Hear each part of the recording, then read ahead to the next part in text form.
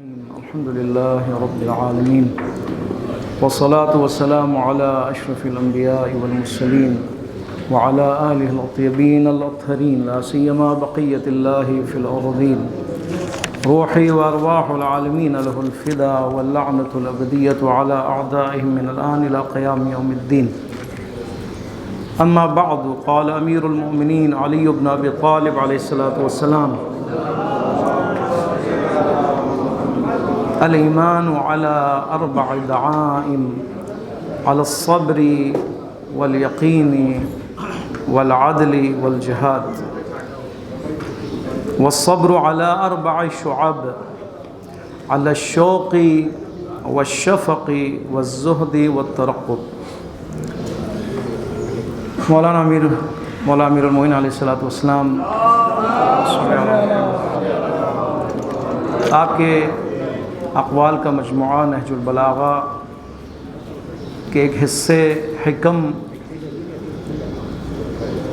کے اس شعبے سے 31 نمبر حکمت، جس کے بارے میں ہماری گفتگو جاری ہے، انسان کی قیمت کے حوالے سے ہماری بات ہو رہی ہے.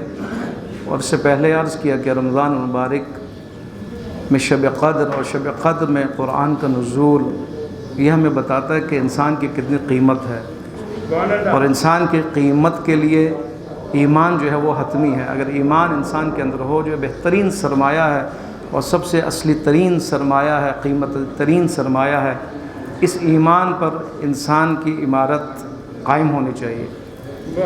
خود ایمان کے باقی رہنے کے لیے، ایمان کے باقی رکھنے کے لیے امیر المومنین علیہ الصلوۃ والسلام نے 4 شرائط بیان کی یا 4 ستون بیان کیے. 4 ستون اگر ایمان کے باقی ہوں تو ایمان نے باقی رہنا ہے. اگر یہ ستون میں سے ایک ستون بھی گر جائے تو ایمان کی عمارت جو ہے متزلزل ہو جائے گی. پہلا ستون کیا ہے؟ ایمان کا پہلا ستون الصبر، صبر ہے، جس پہ ہماری بات ہو رہی ہے. صبر بہت اہم ہے. صبر کے بارے میں عرض کیا کہ صبر یعنی ڈٹنا اور ثابت قدم رہنا، راہ دین پر، صراط مستقیم پر قائم رہنا، ثابت قدم رہنا اور اس پر ڈٹ جانا، اس کو صبر کہا جاتا ہے. والعصر ان الانسان لفی خسر الا الذین آمنوا وعملوا الصالحات وتواصوا بالحق وتواصوا بالصبر. جہاں پہ حق کی تلقین انسان مومن نے کرنی ہے، وہیں پہ صبر کی بھی تلقین کرنی ہے. ساتھ ساتھ رکھے پروردگار عالم نے. اتنا اہم ہے یہ کہ حق پہ اگر ہم نے باقی رہنا ہے، ثابت قدم رہنا ہے، تو صبر کی ضرورت پڑے گی. لہٰذا فرمایا کہ جب بھی کسی کو تبلیغ کرو، کسی کو کہو کہ اے انسان تمہارے اندر ایمان آنا چاہیے، تو ساتھ ساتھ کہو تمہارے اندر کیا نہیں، صبر بھی آنا چاہیے.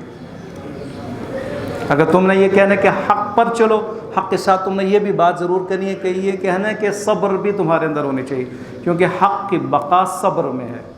یعنی انسان خود اگر حقیقت کی تلاش میں اور حق راہ پر ہے تو صبر کے ذریعے سے اپنے اس راہ حق کو برقرار رکھ سکتا ہے، ورنہ یہ حق راستہ باطل راستے میں تبدیل ہو جائے گا. صبر پہلا ستون ہے ایمان کا، پہلا ستون. اور اس صبر کے لیے بھی 4 ستون کا ہونا ضروری ہے.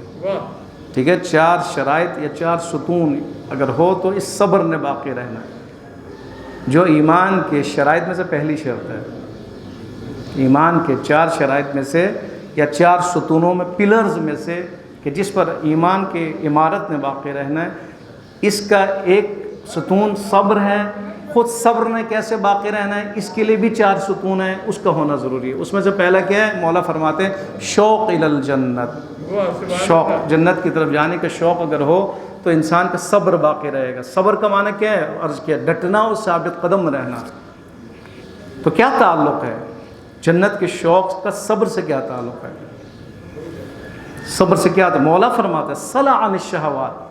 صبر سے اس کا تعلق اس طرح کہ اگر آپ صبر کریں گے تو آپ شہوتوں سے دور رہیں گے.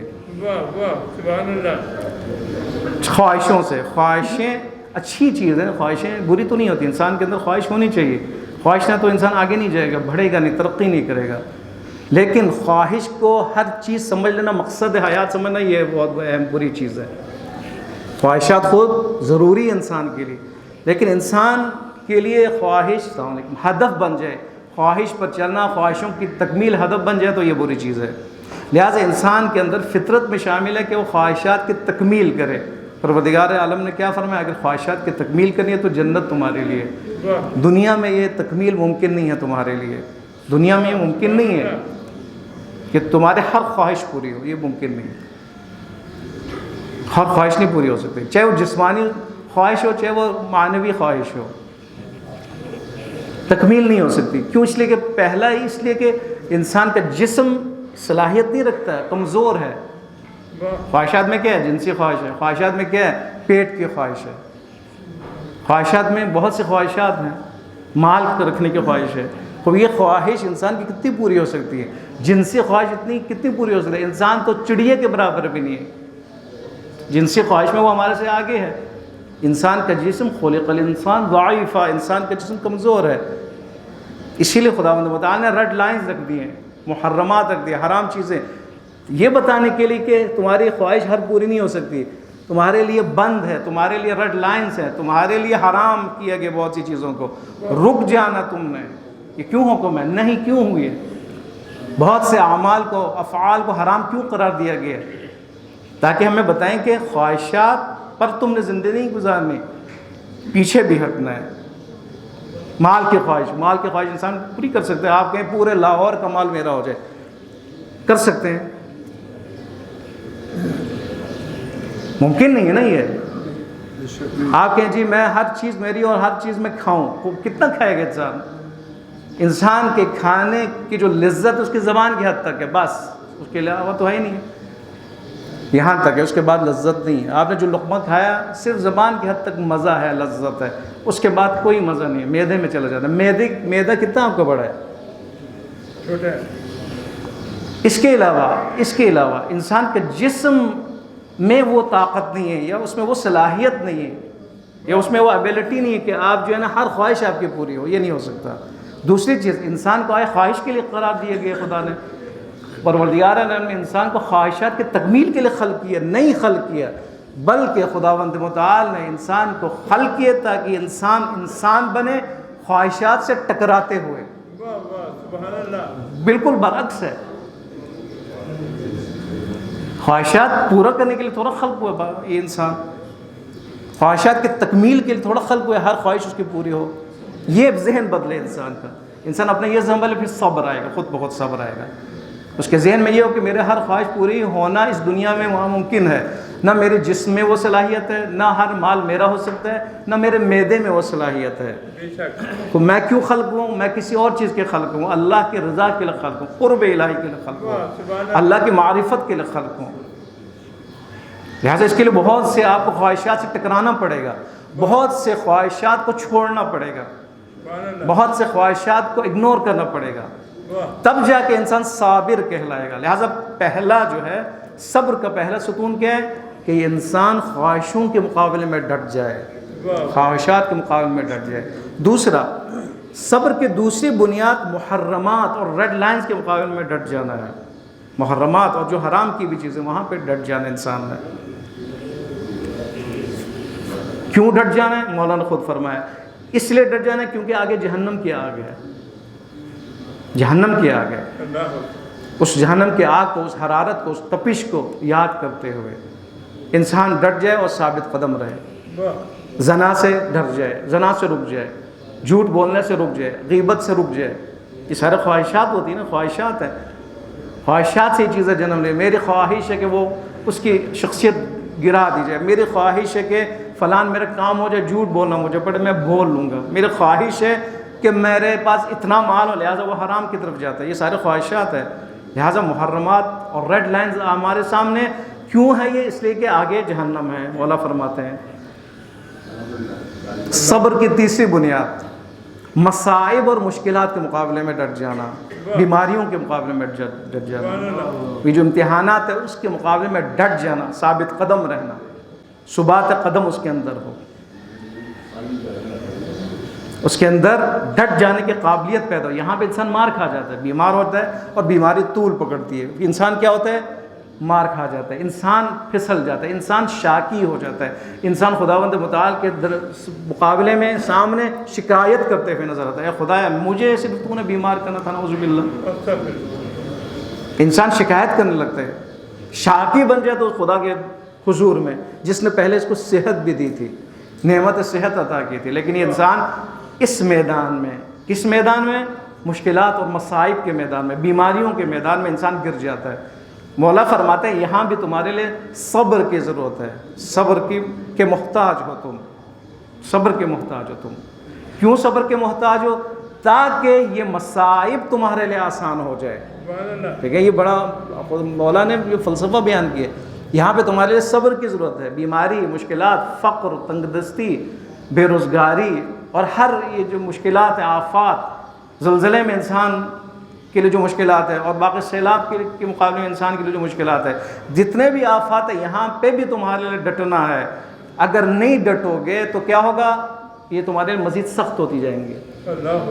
لیکن ڈٹ جاؤ اور تم یہ سمجھ لو کہ یہ سارے آفات خدا کے امتحان ہیں اور خدا میرا امتحان لینا چاہ رہا ہے، تو کیا ہوگا؟ مولا فرماتے ہیں تمہارے مشکلات آسان ہو جائیں گے، آسان ہو جائیں گے۔ صبر کے لیے چوتھا مرحلہ، چوتھا جو بنیاد ہے صبر کے لیے، وہ کیا ہے؟ خیرات میں تم نے صبر کرنا ہے، نیکیوں میں تم نے صبر کرنا ہے، عبادات میں تم نے صبر کرنا ہے۔ خیر، جو بھی خیر انسان کے لیے ہے شر کے مقابلے میں، اگر تم عبادت انجام دے رہے ہو تو اس میں تم نے ڈٹ جانا ہے، اس میں باقی رہنا ہے۔ تم اہل نماز شب ہو تو اس حالت میں تم نے باقی رہنا ہے، ڈٹنا ہے، اس کو چھوڑ نہیں دینا۔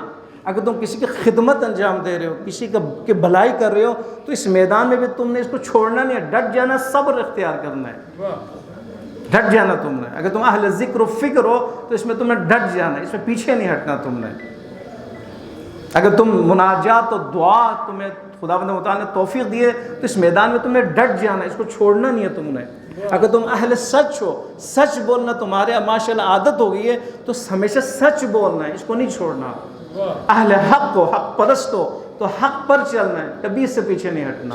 مولا یہ فرماتے ہیں خیرات کے میدان میں، اعمال کے میدان میں، عبادات کے میدان میں، ذکر و فکر کے میدان میں، خدمات کے میدان میں تم نے پیچھے نہیں ہٹنا، کیوں اگر تم پیچھے ہٹ جاؤ گے میدان خالی ہو جائے گا۔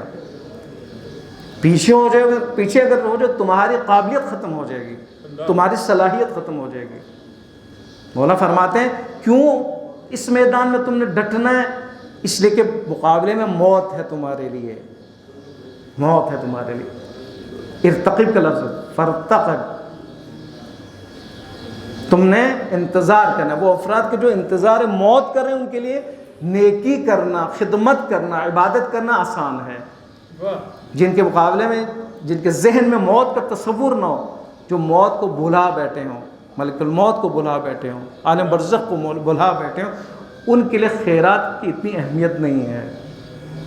ایک ایک لفظ مولا کا بہت اہم ہے یہاں پر، یعنی مولا اس وجہ، اس بنیاد کو بھی بیان فرما رہے ہیں اور ساتھ ساتھ وجہ بھی بیان فرما رہے ہیں، کیوں یہ ضرورت ہے اس کی، فلان میدان میں ڈٹنے کی کیوں ضرورت ہے، اس فلان میدان میں ڈٹنے کی کیوں ضرورت ہے، شہوتوں کے میدان میں ڈٹنے کی کیوں ضرورت ہے، خواہشات کے میدان میں ڈٹنے کی کیوں ضرورت ہے، خیرات کے میدان میں ڈٹنے کی کیوں ضرورت ہے، آفات اور بلیات کے میدان میں ڈٹنے کی اور ثابت قدم رہنے کی کیوں ضرورت ہے؟ ضرورت ہے تمہارے لیے۔ ساروں کو اگر ہم خلاصہ کریں تو ہم کہاں پہنچتے ہیں؟ شناخت، معرفت انسان، یعنی انسان اس کائنات کی معرفت حاصل کرے کہ یہ کائنات، اس کی حیثیت کیا ہے، اس کی اہمیت کیا ہے، اس کی حقیقت کیا ہے، یہ انسان مومن سمجھ لے کہ حوادث کی اہمیت کیا ہے، شہوتوں کے اور خواہشات کی اہمیت کیا ہے، نیکیوں کی اہمیت کیا ہے۔ آخرت کے مقابلے میں انسان اگر اس کا نظریہ اور اس کی فکر اگر بن جائے تو ہر چیز آسان ہو جائے گی اور انسان جو ہے وہ صابر کہلائے گا۔ جب انسان صابر کہلائے گا تو ابھی ایمان کی پہلی شرط پوری ہوئی ہے، ایمان کا پہلا ستون وہ آپ نے جو ہے نا قائم کیا اس کو، ابھی 3 ستون ابھی باقی ہیں، انشاءاللہ اس میں ہماری بات ہوگی۔ خداوند متعال کی بارگاہ میں دعا کرتے ہیں بحق محمد و آل محمد، ہم سب کو قرآن کے احکام اور قرآن کے معارف اور امیر المومنین علیہ الصلوۃ والسلام کی فرمودات کو سمجھنے کی توفیق عطا فرما۔ یا رب بحق محمد و آل محمد، اس نشست کو اپنی عبادت شمار